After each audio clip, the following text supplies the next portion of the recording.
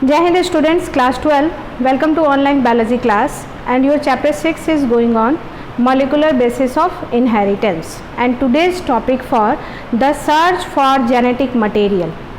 इससे पहले हम लोगों ने वीडियो में DNA का मॉलिकुलर बेसिस देखा था।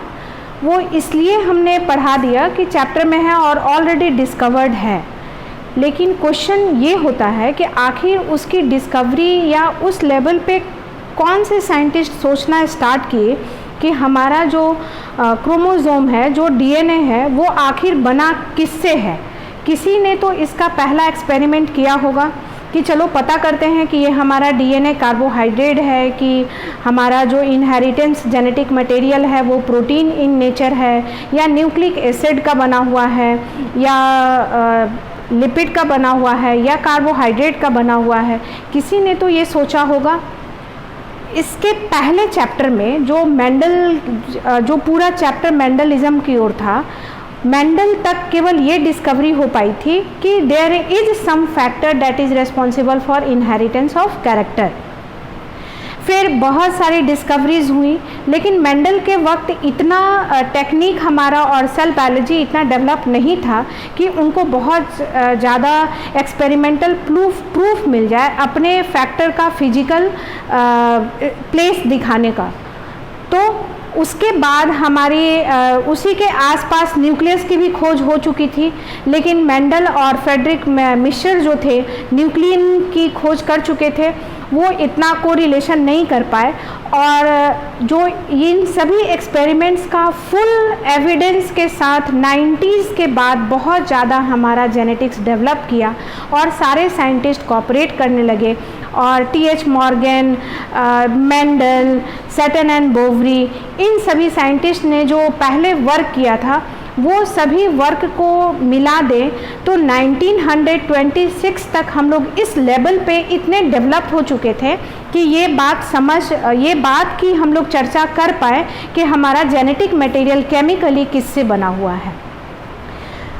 इनहेरिटेंस एंड मॉलिकुलर लेवल का मतलब ही यही हुआ कि अब हम इस इनहेरिटेंस सब्सटेंस को दैट इज DNA को मॉलिकुलर लेवल पे पढ़ेंगे, उसकी केमिस्ट्री को जानेंगे।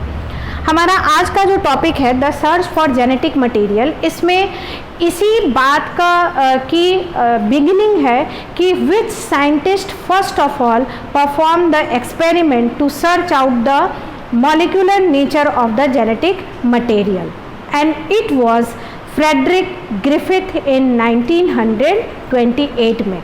1928 में जो फ्रेडरिक ग्रिफिथ जो थे, उन्होंने पहली बार इनहेरिटेंस कैरेक्टर को, DNA को, जो कि इनहेरिटिंग सब्सटेंस है, DNA को मॉलिक्यूलर लेवल पे प्रूव करने के लिए एक्सपेरिमेंट किया।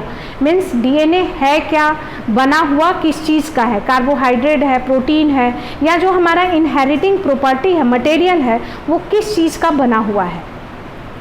तो हमारा आज का क्लास स्टार्ट होता है फ्रेडरिक ग्रिफिथ के ट्रांसफॉर्मिंग प्रिंसिपल से। ट्रांसफॉर्मिंग के बारे में हम लोग बाद में बताएंगे आपको कि ट्रांसफॉर्मिंग क्या है, क्योंकि इनका जो एक्सपेरिमेंट हुआ उसका ये कंक्लूजन है ट्रांसफॉर्मेशन। उन्होंने जो एक्सपेरिमेंट किया उसका कंक्लूजन ये निकला कि देयर इज़ ट्रांसफॉर्मेशन। तो ट्रांसफॉर्मेशन किसका हुआ और कैसे हुआ, जब आप एक्सपेरिमेंट को देखेंगे तो समझ में आएगा। उन्होंने एक्सपेरिमेंट किया किस पर। जब भी एक्सपेरिमेंट करते हैं तो कुछ मटेरियल्स लेते हैं। His experiment in laboratory was on bacteria that is Streptococcus pneumoniae.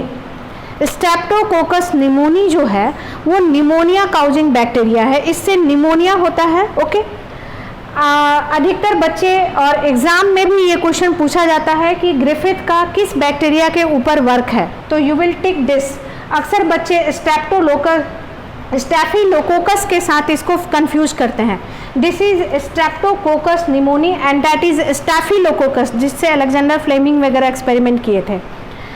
अब ये जो बैक्टीरिया है इसके दो स्ट्रेन हैं। स्ट्रेन मीन्स ये जीनस है और ये स्पीसीज है। अब स्पीसीज तो एक ही है, लेकिन इसके दो वैरायटी हैं, दो डिफरेंट वैरायटीज़ हैं। इन दोनों में मटेरियल, जेनेटिक मटेरियल एक्सचेंज हो सकता है क्योंकि स्पीसीज एक ही है, इनकी वैरायटी स्ट्रेन अलग है। माइक्रो ऑर्गेनिज्म में सब स्पीसीज को हम लोग स्ट्रेन कहते हैं। जैसे species is the lower level of classification, लेकिन अगर स्पीसीज के अंदर भी वैरायटी हो then it is called as sub species. That sub species in micro organism called as strain. तो स्ट्रेप्टोकोकस निमोनिका जब फ्रेडरिक ग्रिफिथ ने इनका कल्चर किया, इनको लैब में डेवलप किया, तो दो प्रकार के स्ट्रेन डेवलप हुए। एक स्ट्रेन जो था वो स्मूथ एंड न्यूट्रिएंट मीडिया पे जब ये ग्रो किया तो वो स्मूथ एंड शाइनी था, ओके। और एक जो स्ट्रेन था वो रफ था, लुकिंग इन रफ। मतलब जब हम न्यूट्रिएंट मीडिया को बैक्टीरिया को ग्रो कराते हैं तो डिफरेंट पैचेज बने, कुछ स्मूथ बने, कुछ रफ बने, कुछ स्मूथ बने और कुछ रफ बने, ओके। अब ये न्यूट्रिएंट मीडिया पे इनका डेवलपमेंट होने के बाद, इनका ग्रोथ होने के बाद अब उनका नेक्स्ट स्टेप क्या था, मीन्स सबसे पहला स्टेप जो एक्सपेरिमेंट में उन्होंने स्टार्ट किया इसका कल्चर डेवलप होने के बाद, मतलब लैब में इनको डेवलप करने के बाद उन्होंने एस टाइप को माउस में इंजेक्ट किया। एस टाइप के बैक्टीरिया को माउस में डाला, बैक्टीरिया को निमोनिया हुआ, bacteria then suffered from pneumonia और इस बैक्टीरिया की डेथ हो गई। उसी तरह आर टाइप को भी उन्होंने माउस में इंजेक्ट किया, बैक्टीरिया चूहा एकदम हंसता खेलता रहा, इसको निमोनिया नहीं हुआ और वो लिविंग रहा। तो ये दोनों स्ट्रेन में क्या डिफरेंस है? पहला डिफरेंस तो ये स्मूथ दिखता है, ये रफ दिखता है। इसमें एक म्यूकस पॉलीसेकेराइड की कवरिंग होती है। जैसे मानिए ये बैक्टीरिया है तो इसके सेल पे म्यूकस की कवरिंग होती है जिसके कारण ये स्मूथ दिखता है, लेकिन रफ वाला बैक्टीरिया पे कोई कवरिंग नहीं होती है और ये स्मूथ नहीं दिखता है। दूसरा, एस टाइप बैक्टीरिया चूहे को मार दिया, मीन्स चूहे में ये वायरुलेंट था और ये चूहे में डिजीज काउज किया और चूहे की डेथ हुई, तो इस एस टाइप बैक्टीरिया को कहा गया वायरुलेंट बैक्टीरिया। वायरुलेंट मीन्स जानलेवा, वायरुलेंट। और ये आर टाइप का कैसा हुआ? Non virulent. तो स्टेप 1 से हम इस दोनों बैक्टीरिया का नेचर जान गए कि एस टाइप कैसा है, वायरुलेंट है, निमोनिया काउज करता है और इससे ऑर्गेनिज्म की डेथ हो जाती है लाइक रैट। आर टाइप कैसा है? नॉन वायरुलेंट है, अगर ये किसी लिविंग ऑर्गेनिज्म में लाइक रैट में जा रहा है तो उसमें निमोनिया काउज नहीं करता है और वो लिविंग ऑर्गेनिज्म नॉन अफेक्टेड रहता है, ओके, अनअफेक्टेड रहता है। नाउ अब उन्होंने क्या किया? इन द नेक्स्ट स्टेप उनके दिमाग में एक आइडिया आया। वो क्या किए? इस एस टाइप को हीट किल्ड कर दिए, मीन्स इस एस टाइप को चूल्हे पे चढ़ा दिए, हीट कर दिए। उसके बाद ये स्मूथ बैक्टीरिया जो है वो किल्ड हो गया, उसकी डेथ हो जाएगी हीटिंग के बाद, हीट किल्ड हो जाएगा। और हीट किल्ड होने के बाद after the step of heat killed, now अब एक्सपेरिमेंट नंबर 2 किए। नाउ इन स्टेप 2 में वो क्या किए? हीट किल्ड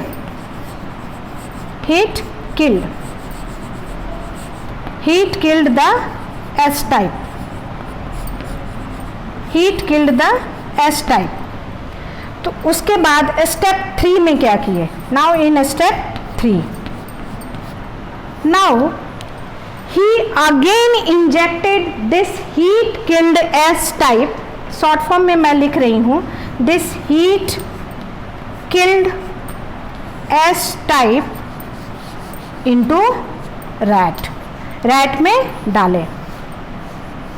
उन्होंने देखा कि ये हीट किल्ड एस टाइप जो है वो डिजीज नहीं काउज कर पा रहा है और ये हीट किल्ड एस टाइप जो है बैक्टीरिया ये रैट में निमोनिया नहीं कर पा रहा है, ये रैट बिल्कुल हेल्दी रह रहा है और ये लिविंग रह रहा है, ओके।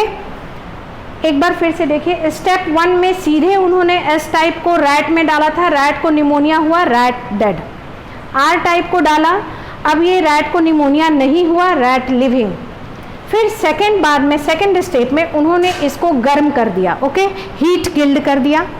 हीट किल्ड करने के बाद थर्ड स्टेप में इस हीट किल्ड एस टाइप को रैट में डाला और ये रैट हेल्दी रहा।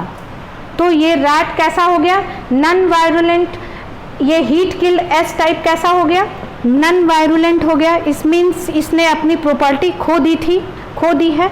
अब देखिए सबसे ड्रास्टिक और जो उनका ऑब्जर्वेशन जो रहा ये इनके इस वाले स्टेप पे है, नेक्स्ट स्टेप पे, that is step number 4। Step number 4 में वो क्या किए? Heat killed S type bacteria को मिला दिए आर टाइप बैक्टीरिया से। इसको मिलाए, इस दोनों को मिलाए, एक मीडियम में मिला दिए, थोड़ी देर छोड़े, उसके बाद अब इसको माउस में इंजेक्ट किए। इस माउस को निमोनिया हो गया,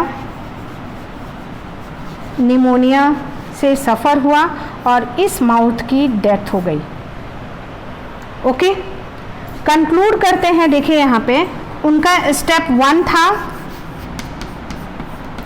1 था जिसमें एस टाइप जो था वो वायरुलेंट था, बैक्टीरिया को मार रहा था। आर टाइप जो है वो नॉन वायरुलेंट है, बैक्टीरिया को नहीं मार रहा था। स्टेप 2 में उन्होंने इस एस टाइप को हीट किल्ड कर दिया, मतलब गर्म कर दिया, और इसको हीटिंग के बाद इस एस टाइप को किल कर दिया, heat killed S type. Step 3 में उन्होंने क्या किया? इस हीट किल्ड एस टाइप को चूहे में डाला और ये चूहा कैसा रहा? लिविंग रहा। टिक मीन्स लिविंग रहा। 4th स्टेप में क्या किया? इस हीट किल्ड एस टाइप को आर टाइप में मिला दिया और अब उसको चूहे में डाला तो चूहे को निमोनिया हो गया और वो चूहे की डेथ हो गई। The rat was killed. इस 4th step was the changing step and the observation and this principle giving step. इसी स्टेप के बाद उन्होंने ये प्रिंसिपल दिया। उनका क्या कंक्लूजन रहा? अब उनका कंक्लूजन क्या रहा? ऑब्जर्वेशन तो ये सारे हो गए। In step 1 this was happened, in step 2 he heat killed the S type, in step 3 he put the heat killed S type into rat and the rat was living, in step 4 he mixed the heat killed S type with R type and the rat was suffering then suffered from pneumonia and the rat was dead. इसके बाद उन्होंने conclusion दिया कि कुछ material हो सकता है इस एस टाइप बैक्टीरिया का, जरूर इस आर टाइप में गया होगा और इस आर टाइप के नेचर को चेंज कर दिया होगा। आर टाइप कैसा था? नॉन वीरुलेंट था, ये बीमारी नहीं कर रहा था। और हीट किल्ड एस टाइप भी कैसा है? हीट किल्ड एस टाइप भी कैसा है? नॉन वीरुलेंट है, क्योंकि ये अपना प्रॉपर्टी ही हीट किल्ड होने के कारण खो दिया। लेकिन जब हम दोनों को मिला दिए, heat killed dead S type and living R type, ये आर टाइप लिविंग है, डेड नहीं है, लिविंग आर टाइप को जब मिला दिए तो ये चूहे को मारने की प्रॉपर्टी आ गई, जो कि इसकी प्रॉपर्टी नहीं है और इसकी भी प्रॉपर्टी नहीं थी। तो क्या कंक्लूजन उन्होंने दिया कि जरूर इस हीट किल्ड बैक्टीरिया का कुछ मटेरियल इसमें गया होगा और ये अच्छा वाला बैक्टीरिया को चेंज कर दिया होगा, पॉलीसेकेराइड बनाने पे मजबूर कर दिया होगा और ये बैक्टीरिया इससे मिलने के बाद हो सकता है कि ये एस टाइप में कन्वर्ट हो गया होगा, जिसके कारण निमोनिया हुआ और इस चूहे की डेथ हो गई। क्योंकि तभी निमोनिया होगा जब एस टाइप का बैक्टीरिया रहेगा तो, और इसमें एस टाइप डेड था और आर टाइप जीवित था। So he gave the principle of transformation. यहाँ पे उन्होंने बैक्टीरिया को ट्रांसफॉर्म होते देखा। ट्रांसफॉर्मेशन, ट्रांसफॉर्म का हिंदी मीनिंग क्या होता है? बदल जाना, चेंज हो जाना, कुछ चीज़ को एडप्ट करके बदलना। तो यहीं पे उन्होंने ये प्रिंसिपल दिया transformation and he said that there is something that comes from the external medium। जैसे इस S टाइप को मिलाया है R टाइप में, एक उन्होंने बीकर में मिलाया होगा S टाइप को, ये मानिए R टाइप है और ये S टाइप होगा डेड, इसके मटेरियल्स होंगे डेड। ऐसे एस टाइप तो हीट किल्ड था और ये आर टाइप बैक्टीरिया था। तो उनका कहना था कि there is something that from the external medium enters into the R type and it insists the R type to become converted into S type।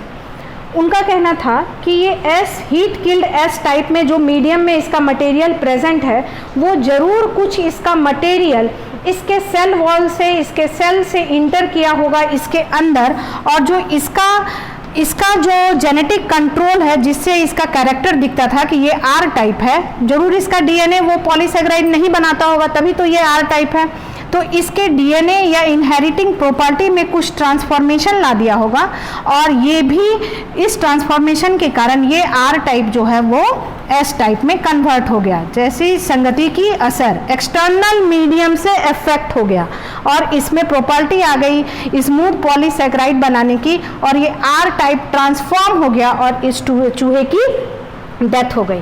And he gave that there is something external medium enters inside the R type and it changes the property, inherent property of the R type so that it transforms itself into S type।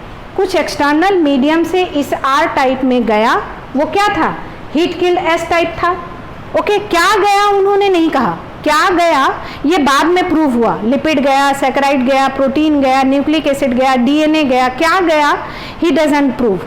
उन्होंने कहा कि कुछ तो गया जिसके कारण ये R type S type में कन्वर्ट हो गया और उन्होंने ट्रांसफॉर्मेशन प्रिंसिपल दिया that something from the external medium enters into a cell of R type bacteria and it transforms the bacteria।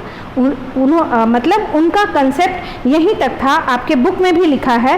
He concluded that R strain bacteria had somehow been transform हो गया, change हो गया somehow। Concentrate, listen the word somehow। He is not saying by DNA, by RNA, by protein or by something। somehow किसी भी तरह transform हो गया by the heat killed S type bacteria। some transforming principle, कुछ तो transforming principle है जो कि transform from the heat killed S strain, इस हीट किल्ड एस स्ट्रेन से इसमें इंटर किया। माइंड है that he doesn't confirm that ये डीएनए था, इसका डीएनए था कि इसका प्रोटीन था कि इसका कार्बोहाइड्रेट था कि इसका सेल वॉल का मटेरियल था, क्या इसमें गया उन्होंने प्रूव नहीं दिया। बस कहे कि कुछ तो गया, transforming principle amount that changes that transforms the R type bacteria from the heat killed S strain had enabled the strain to synthesize a smooth polysaccharide coat and become virulent। वो जो इसके अंदर गया आर टाइप में वो इसको capable कर दिया कि ये भी अब स्मूथ कॉलोनी, स्मूथ कवरिंग बना दे और वो वायरुलेंट हो जाए। This must be due to the transfer of genetic material। However, biochemical nature of the genetic material was not defined from the experiment। उनके इस एक्सपेरिमेंट के बाद, इस एक्सपेरिमेंट से बायोकेमिकल नेचर इसका कि ये प्रोटीन था कि कार्बोहाइड्रेट था, क्या था, ये ओपन, ये डिस्क्लोज नहीं हुआ था। बस यहाँ तक हमें इस एक्सपेरिमेंट में ग्रिफिथ ने प्रिंसिपल दिया कि there is something transforming material that comes from external medium and it changes the strain of the one type bacteria into the another, means non virulent into the virulent. This was all about Griffith experiment that was done on sorry मैं अभी भी confuse होती हूँ इस bacteria पे, Streptococcus pneumoniae. It was performed on Streptococcus pneumoniae, okay, pneumonia causing bacteria, and a rat was used in the experiment। This pneumonia causing bacteria has two strains, S type and R type। S type was virulent, R type was non-virulent, means सीधा साधा था। S type बदमाश था, उससे बीमारी होती थी, R type से नहीं होती थी। लेकिन जब S टाइप को भी हीट किल्ड कर दिया गया तो S टाइप हीट किल्ड तो खुद बीमारी नहीं पैदा किया, लेकिन जब S टाइप हीट किल्ड को आर टाइप के साथ मिला दिया गया और तब उसको चूहे में इंजेक्ट कर दिया गया. देन द चूहा, the rat had become suffered from the pneumonia and the rat died. And the last conclusion was that the transforming principle, the R strain of the bacteria transformed into S strain by the external medium. This was all about transforming medium. In the next video I will teach you that ये जो external medium से जो substance गया वो क्या था, what was the nature, the biochemistry of that substance in the next video. Okay, thank you.